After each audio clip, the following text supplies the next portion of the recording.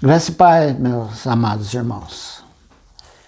Então, continuando nessa humilde meditação sobre o reino de Deus, no vídeo 1, na parte 1, né, nós terminamos com o Senhor falando a Nicodemos que Nicodemos estava diante do reino de Deus.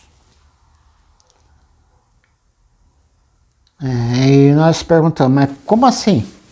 Por que diante do reino de Deus?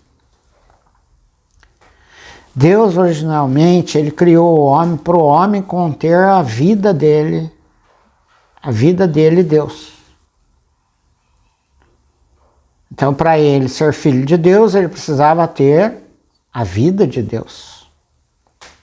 Então Deus criou o homem para isso. Mas o que aconteceu lá no Éden? Em vez de o homem comer da árvore da vida, ele comeu da árvore do conhecimento do bem e do mal. Então Deus não pôde entrar no espírito humano. Deus criou o homem espírito, alma e corpo. O espírito é um órgão que foi criado para conter Deus. Por isso que o homem é insatisfeito. Ele compra carro do ano, casa na praia, casa na montanha, ele fica o homem mais rico do mundo, mas ele continua insatisfeito. Porque o espírito dele clama por Deus, clama pela vida de Deus. Então esse planejamento de Deus foi frustrado pela obra de Satanás, que levou o homem a não comer da árvore da vida, mas sim da árvore do conhecimento do bem e do mal. Onde Deus falou, o dia que vocês comerem dessa árvore, vocês morrem. E que morte é essa? Eles comeram e não caíram fulminados, no chão, não caíram fulminados. Eles não morreram. Então que morte é? A morte é a separação de Deus. É não conter Deus no espírito. Isso é um estado de morte. Que Paulo fala na carta dele, aos Efésios, estando vós mortos nos vossos delitos e pecados. Apartados de Deus. Então esse é o estado de morte. É não ter Deus no espírito humano nosso. Isso é a morte. Isso é o viver afastado de Deus. Então quando Jesus nasceu, ele nasceu com a vida divina no espírito dele. Então ele é o reino de Deus. Essa é a vida do reino. É ter a vida de Deus no espírito. Isso que é o nascer de novo. Nascer da água e do espírito, nascer do espírito. Então quando alguém se rende ao Senhor, o espírito do Senhor vem e entra no espírito humano daquela pessoa e os dois se tornam um. A pessoa nasceu de novo. Agora ele não é mais só do reino humano, ele é também do reino divino. Porque agora ele contém a vida de Deus no interior dele. Então ser cristão, ser crente, não é crer na Bíblia, mas é crer no Senhor que a Bíblia fala. É crer nesse planejamento de Deus para o ser humano. Quando se crer nisso e com a boca se confessa, essa realidade, esse milagre acontece na vida da pessoa. Ele nasce de novo.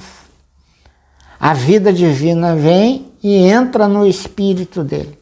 E ele recebe a vida de Deus. Ele passa a ser filho de Deus. Passa a ser eterno como o Pai dele é eterno. Não existia nenhum homem com essa vida no espírito. Em vez dessa vida, tinha no homem o pecado. O pecado é a força que leva o ser humano a cometer os pecados. A pessoa é pecador não é pelo que ele faz, mas pelo que ele é. Ele é pecador porque ele tem o pecado na vida dele. O pecado como uma entidade, como uma pessoa que habita no ser humano. Essa força leva o homem a cometer os pecados. Então Jesus veio para solucionar esse problema. Então ele era o ser humano que tinha a vida divina no espírito dele. No espírito dele estava essa vida divina. Então por isso que ele era o reino de Deus. Agora, você olhava para ele, não tinha aparência nenhuma, ele não era diferente de ninguém. Tanto é que no meio de 12, Judas disse assim, aquele que eu beijar é ele, é o homem. No meio dos 12, se não beijasse ele não tinha nenhuma rodinha em cima da cabeça, o rosto dele não brilhava, ele era uma pessoa normal. Assim como nós cristãos somos pessoas normais. A única diferença de nós para o ímpio é que o espírito nosso contém a vida de Deus. E o espírito do ímpio não. Quando que ele deixa de ser ímpio? Quando ele crê no Senhor.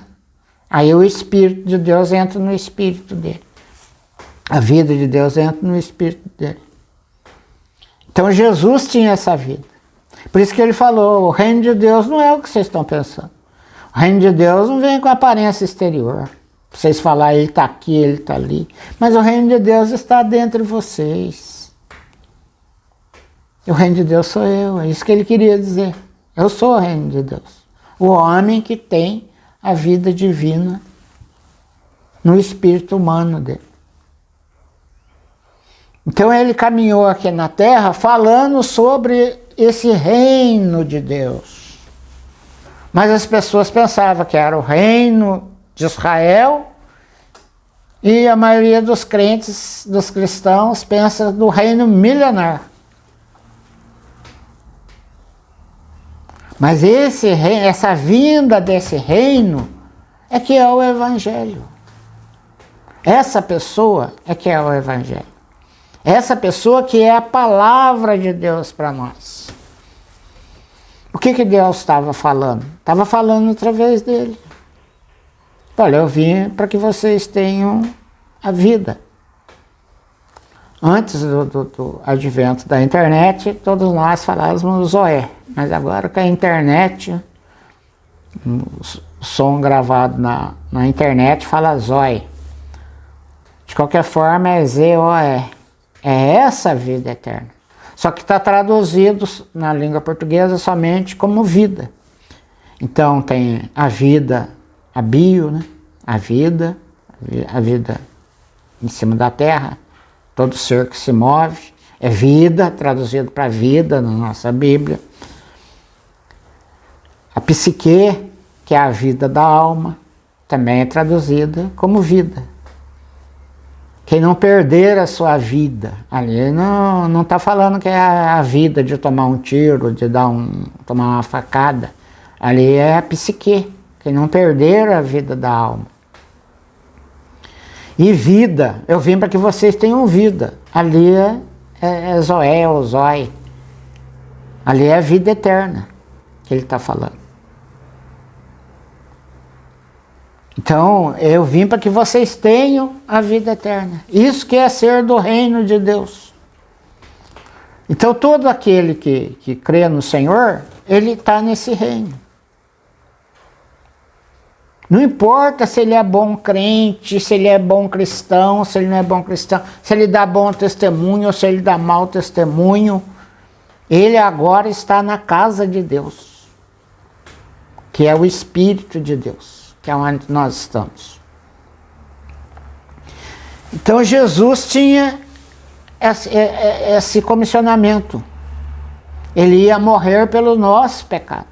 Por isso que ele fala para Nicodemos aqui, ó, que ele vai ter que ser levantado na cruz, para que a vida dele possa vir para nós. Isso que é o reino de Deus. Então, João detalha isso no evangelho dele. Nos capítulos Onde ele melhor trata isso é os capítulos 14, 15, 16 e 17. Então a nossa meditação vai ser em torno desses capítulos. Vai ser nessa parte da Bíblia. A maior parte vai ficar nessa parte. Então, em Colossenses 1:23, né? Em 1:13, Paulo escrevendo a ele, aos Colossenses, diz assim: Ele, o Senhor, nos libertou do império das trevas e nos transportou para o reino do Filho do seu amor, no qual temos a redenção e a remissão dos pecados. Este é a imagem do Deus invisível, o primogênito de toda a criação. Então ele é o primeiro ser humano desse reino. Ele nos transportou, Deus nos transportou para esse reino. Nós estávamos no reino do mundo. Todo mundo, sendo judeu ou não, ele creu no Senhor, ele é transportado do reino das trevas, do reino de Satanás. Aí vem o príncipe deste mundo. Ele nada tem de mim. Ele tem, esse reino aqui é dele. Aí Jesus falou, esse reino é dele. Agora, na carta aos Colossenses, Paulo está falando assim, Deus, né, ele nos libertou, no versículo 12, dando graças ao Pai que vos fez idôneo da parte que vos cabe na herança dos santos na luz. Ele nos libertou do império das trevas e nos transportou para o reino do Filho do seu amor. Aonde que nós estamos agora? No reino do Filho de Deus, no reino do amor de Deus. Por Deus nos amar, ele enviou Jesus, que morreu por nós. Próximo vídeo agora, nós vamos detalhar melhor isso aí, tá? No vídeo 3. Jesus é o nosso Senhor, amados irmãos.